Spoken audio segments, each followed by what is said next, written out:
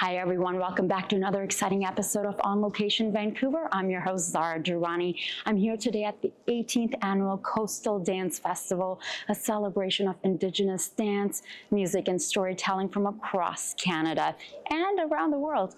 This year's festival is particularly special as it returns to Museum of Anthropology's newly rebuilt Great Hall while also expanding to the Annual Centre in New Westminster. Joining me today is Margaret Grenier, the Executive and Artistic Director of the festival and the visionary behind Dancers of Damla Hamid. With a deep-rooted passion for Indigenous performing arts, Margaret has played a pivotal role in preserving and evolving these traditions.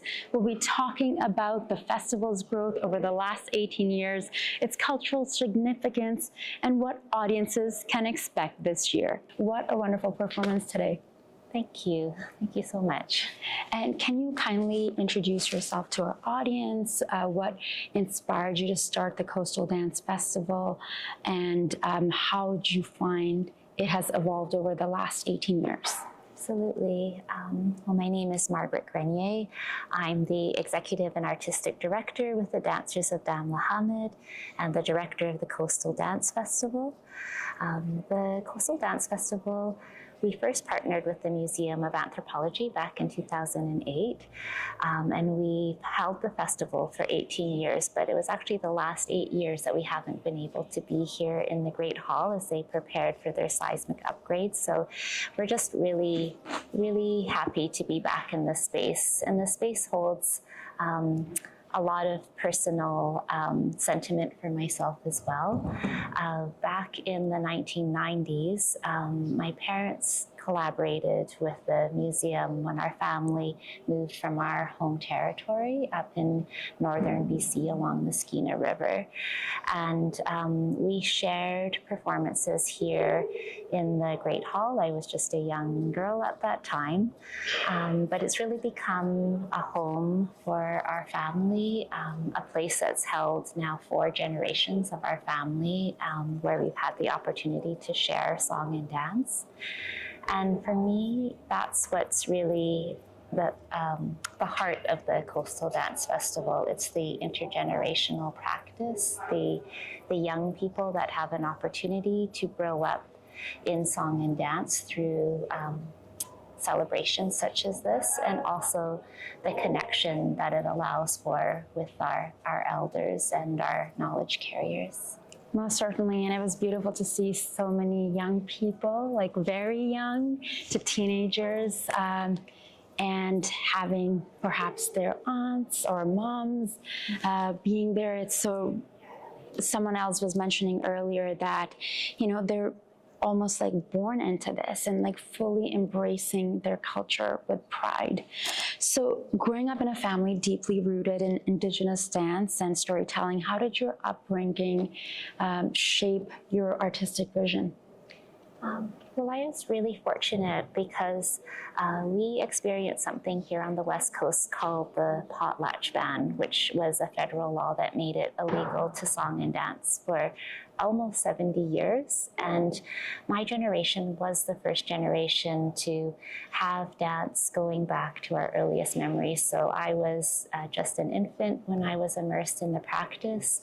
And I always remember it being part of something that my family did on a regular basis, so that I just knew the songs and dances and eventually became part of the company in a way that took over leadership. The reason why I felt compelled to do that was because I wanted to ensure that my children and others of their generation would have the same opportunities that I had. I saw that my parents were getting older. They weren't able to carry on the responsibility any longer. So for me, I think that's what compelled me at first. And then I think what has moved me forward is just, as an adult, really understanding the beauty, the complexity of the practice is something that needs the dedication of a lifetime. And so we are always innovating within this dance form. What we shared today as part of our afternoon performances is more traditionally focused, and we'll also be sharing more contemporary focused approaches to our work in our evening ticketed events. It's not just learning songs and dances and stories, but it's actually an opportunity to live them. And in doing so, it cultivates identity, connection to community.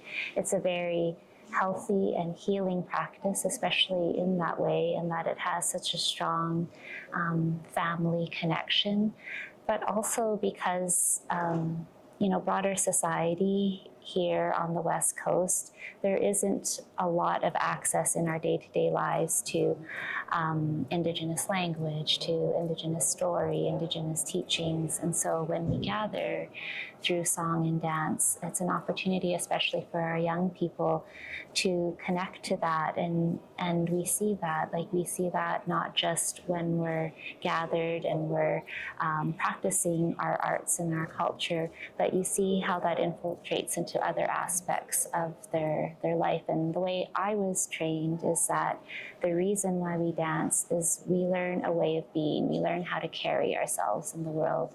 We learn how to relate to one another, and not just to people, but how we relate to our natural environment as well, and care for it. That's beautiful. The festival has grown so much over the years. What are some of the biggest successes, wins you've had, and also challenges since its inception? I think what has grown with the festival is two things. Our community has grown. We really see ourselves as a family. We've connected with Indigenous people, not just throughout what we call Turtle Island or North America, but also this year we're hosting artists from Australia, New Zealand. We've connected with Indigenous artists from Norway, from Sweden, and South America as well over the years. But because we've been here for 18 years, our young people have grown up within this festival. Children who were, dancing with their families 18 years ago are now artists who are sharing their own work. And that's what is so important about the practice, because it takes individuals to not only carry it forward, but to really strengthen it. And in order for it to be relevant to the generations that are coming, they need to find their own voice in it. And we see that with our young emerging artists today. For individuals who are non-Indigenous attending the festival, perhaps maybe for the first time, like someone like myself, what are your hopes that those people would take away?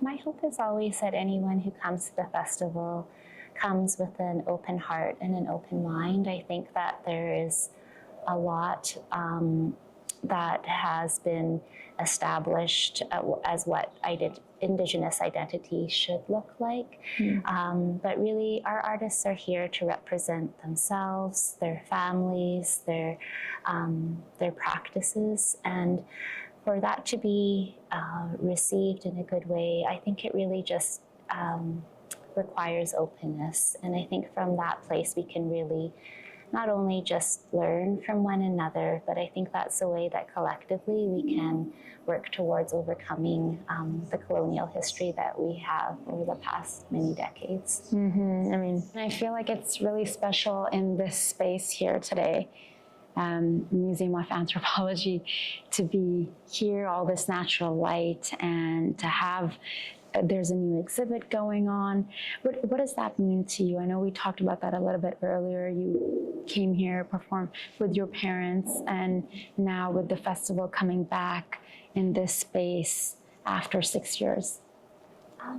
I think what's really special about the Museum of Anthropology is that when the artists share in this space, they're really bringing it to life. The beautiful collections, each piece has so much meaning and history to the community where it comes from. And unfortunately, as part of that history, a lot of these pieces did come from the time of the potlatch ban, when it was illegal for us to not only practice song and dance, but to have regalia. In my family at that time, my grandmother hid the masks and regalia that our family had within the walls of her house because she wanted to ensure to pass it forward.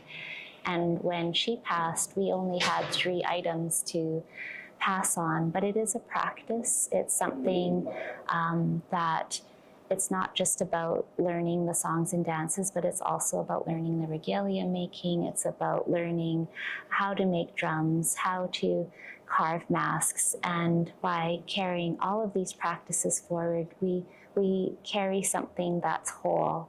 And I think that being in this space, people see that if they look at a collection, they maybe can see that as historical, but if they see the songs and the dances being celebrated and masks being worn, then it becomes relevant to now. And I think that's what is so important about being here in this space.